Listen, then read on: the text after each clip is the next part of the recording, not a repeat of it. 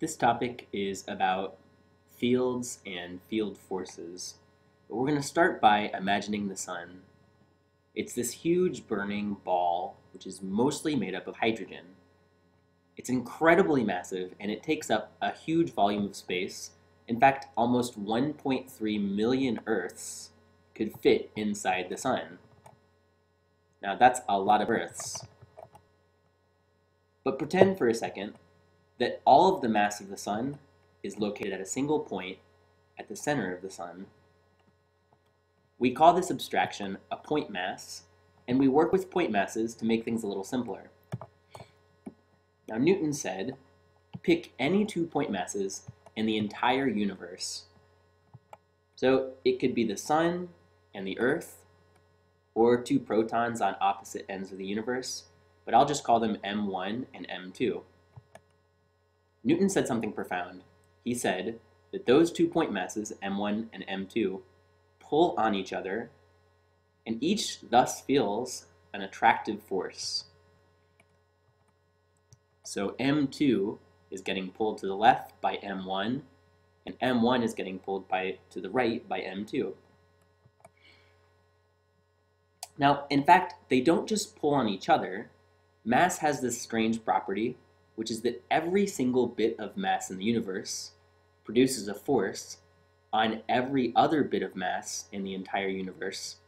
So in my picture, M1 doesn't just pull on M2, it pulls on M3, and M4, and M5, and M6, and M7, and every other point mass in the universe. And all of these point masses pull on M1.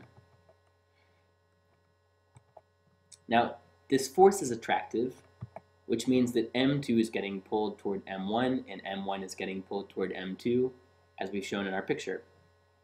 And we have a special name for the force that an object feels because of its mass. It's called a gravitational force, so we can come up and replace these F's with F sub G's for gravity force. Now, this idea that Newton proposed is somewhat strange, because it says that somehow mass has this way of reaching out across space, finding other mass in the universe, and then pulling on it. And what's even weirder is that every bit of mass never misses any of the other mass in the entire universe. In fact, a single proton on one end of the universe is somehow able to reach out across the entire universe and pull on another proton at the opposite end of the universe. And this force won't be very big. In fact, it'll be so small that it's immeasurable by human equipment, but it will still exist, even though we can't measure it. So here's an example to kind of illustrate how strange this idea really is. Imagine we have 2 soccer balls out in outer space in the middle of nowhere, right? They're at rest. So we've got one ball and another ball. Now, because they have mass, they feel an attractive force toward each other. And because they're out in the middle of nowhere, there's no other force on either soccer ball besides the attractive force of gravity. Because these balls feel an unbalanced attractive force of gravity, they start to accelerate toward each other, which means they move toward each other. And after a little more time, they move closer. And eventually they're touching, physically in contact. And even though I haven't showed the force arrows in this picture, the soccer balls would still feel the gravitational attraction when they're touching like this. This gravitational force never goes away. Now, we don't see this happening on Earth because it would take an incredibly long time for this process to occur, around 400 years in fact, if they were placed 1 meter apart. But more importantly, on Earth, the soccer balls would never even begin moving in the first place because of static friction. So this effect of objects moving closer to each other due to the gravitational attraction is completely invisible to humans, which kind of raises the question, how did Newton figure it out? But before we answer that question, let's look at how Newton summarized all of this in his law of universal gravitation. So here's the law in math symbols, and here it is in written words. It states that every 2 point masses in the universe feel a force of attraction which is proportional to the product of their masses divided by the square of their distance of separation. Now we can turn this into equation, this proportionality here, we can turn it into an equation by adding a constant of proportionality, and we give the constant of proportionality for this equation big G. That's its symbol. So in this equation, m1 is the first point mass, m2 is the second point mass, r is the distance separating m1 and m2, Fg is the force that's felt by m1, and it also is the force that's felt by m2. They feel the same force. And G is the universal gravitational constant. So big G is equal to 6.67 times 10 to the negative 11.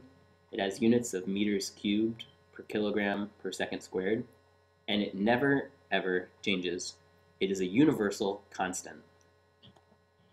So something to note is that Fg here represents two forces. Whenever m1 is separated from m2 by a distance r, m1 will be pulled by a force equal to Fg, and m2 will be pulled by a force equal to Fg. So there are two forces being represented by Fg here. Now, we've been talking a lot about point masses, but real-world objects are not point masses. In fact, they're large and they occupy more space than just a single point. But real-world objects do have something called a center of mass, which is a single point. In fact, the center of mass is where gravity can be taken to act.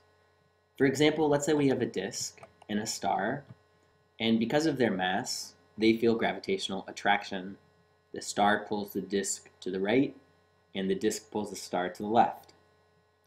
The force arrows can be drawn from the center of each mass, which is really just the center of the disk, and the center of the star, assuming, of course, uniform density. Or maybe we have a triangle and a diamond, and because they have mass, they pull on each other. These gravitational force arrows can be drawn from the centers of the mass, which are the center of the triangle, there it is, and it gets pulled from that center, and the center of the diamond, which is here, and it gets pulled from the center. Now this assumes constant density in the triangle and in the diamond. Now I just showed you a lot of shapes, but we'll be dealing primarily with spheres. So for spheres whose mass is distributed equally throughout the sphere, the center of mass is simply the geometric center of the sphere.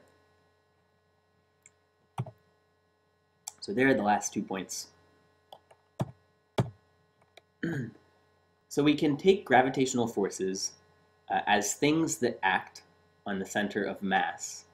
And this means that when we apply Newton's equation to two spheres, the separation distance r is always the distance between the centers of the spheres. So let's say we have a first sphere of mass m1 and a second sphere of mass m2. The radius of the first sphere is given as r1, and the radius of the second sphere is r2. And we're told that the distance between the two surfaces of the spheres is d, like that. So what distance would we use in the denominator for the equation of gravitation? Well, we would use r1 plus d plus r2, since that is the total distance between the center of the spheres.